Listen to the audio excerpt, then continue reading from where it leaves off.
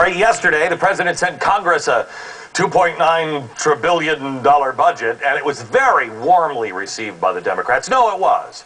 Today, the media is throwing around a bunch of different numbers, but the only real number that matters is this one, $1.6 trillion. That is the amount of money that we're going to keep if the president gets to keep his first-term tax cuts and make them permanent. But the Democrats aren't exactly lining up to support that, which is a shame, because the real story is that virtually every tax cut in history has helped the U.S. economy, and this one is no different. Now, for any Democrat who's too busy to do their own homework, please let me do it for you. I'll give you a quick history lesson. Let's start in the 1920s. You might remember it as the Roaring 20s. Guess why they were roaring? Congress cut taxes 5 times during that decade. According to the U.S. Treasury, quote, as tax rates declined, the economy was strengthened further. Gee, that doesn't sound logical. After the stock market crashed in '29, the brainiacs in the government figured out what better way to get us out of this hole than make everybody pay more in taxes. So they raised them. By 1936, the top tax rate had ballooned to, you ready, 79%. Gee, you still wonder why it took us so long to get out of the Great Depression? By the end of World War II, taxes had been raised so much that the wealthiest people faced a top marginal tax rate of 94%. That's probably about the same time that the Grand Caymans became quite the offshore travel destination.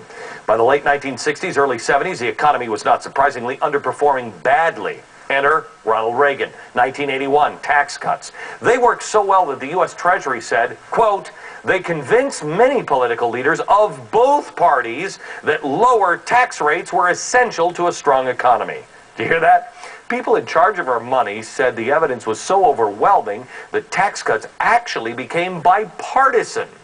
During Reagan's term in office, our country's gross domestic product had grown an unbelievable 27%.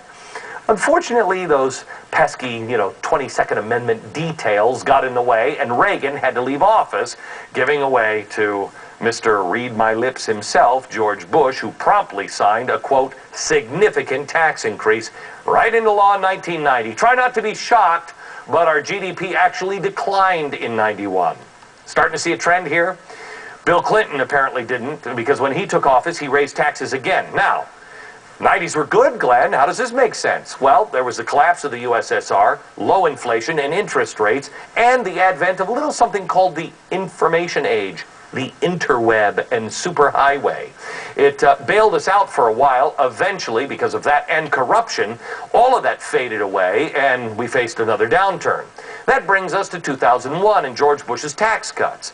The Treasury Department says these cuts not only ended that downturn early, but they propelled us into the amazing economy that we have now. An economy that is breaking records even in the face of terror and war. One of our country's most challenging times in history. Now, it sounds crazy, I know, but when you give people more money, they spend that money. That means people have to be hired to make more stuff for the stuff that people want to buy. When they hire more people to make that stuff, those people have higher salaries or more salaries, which means they pay more taxes. Now we sit here in 2007 with one of the best economies of all time, and we're debating whether or not to make these cuts, the same ones that created this economy, permanent? I'm all for a good debate, Washington. But when it comes to tax cuts, the only thing we should be debating is the sanity of anybody who's actually against them. But they will debate these tax cuts because the last thing they want to do is what they know everybody else knows they should do, and that is cut spending. Next.